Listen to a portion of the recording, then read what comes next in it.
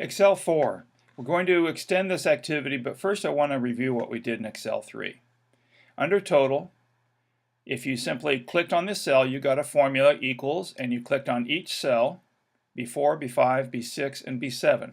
That means it's going to go into each one of those cells and add up whatever number's there. If that number changes, the total will change. So you're not putting in a rigid number, you're saying go to this cell and find out what's there and add that. That's how Excel does the work for you. So that total's fine. However, on the average, this average doesn't make sense. 26 cannot be an average of these four numbers because it's not in the middle. If I click on it, I see the formula up here in the formula bar. There's a really easy mistake to make here. The compute, you probably meant add them up, then divide by 4. But what this says is divide one cell by 4, divide B7 by 4, and then add the other 3. If we want the computer to add first, we have to be careful to tell it to add first. Computers are literate machines. They're literal machines. They do what we tell them to do, even if that's wrong. So now when I hit enter, I get 8, which is a reasonable answer. 8 is the middle number there. If you didn't make that change before, do it now. There's another simpler way to do it. Instead of adding each one of these up already, there's a cell that we told it to total. We already put the total in this cell right here in B8. So you could use that. Simply B8 divided by 4 works just fine. In fact, that's a more eloquent solution.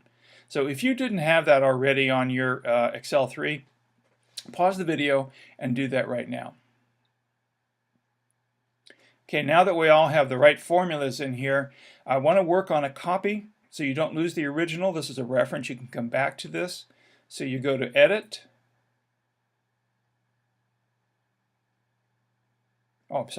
Move or Copy Sheet. We're just going to copy the whole worksheet. We're going to click Create a Copy and make sure you selected the one you're on right now. It should be named Formatted. If it's not, just select the right one that you were using and click OK. It made a new sheet down here. It's an exact copy. And we're going to call this 10 assignments. Rename that worksheet so you know which one it is. And we're going to make two changes. One under average. This could get kind of complicated. I want to format this one cell so it has rounds to one decimal place. So just like you formatted the colors, you can also format the numbers. Go to Format Cells, select Number, and I want one decimal place. Pretty simple change, 8.0. This way, if you get a weird number in here, let's say you have an odd score, your average won't get really long. Does that make sense? Let's take this back to a more normal number. Okay, what I want you to do in Excel 4 is extend this activity by adding some rows. Instead of 4 assignments, we need to see 10. So first I'm going to select row 7. I clicked on the 7, it selects on into infinity, and I'm just going to come up here to Insert, Rows.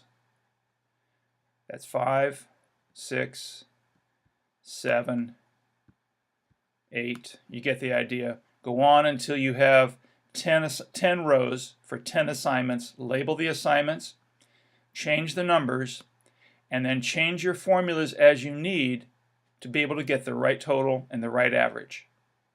When you think you've got it right, raise your hand. I want to come look at it before you turn it in.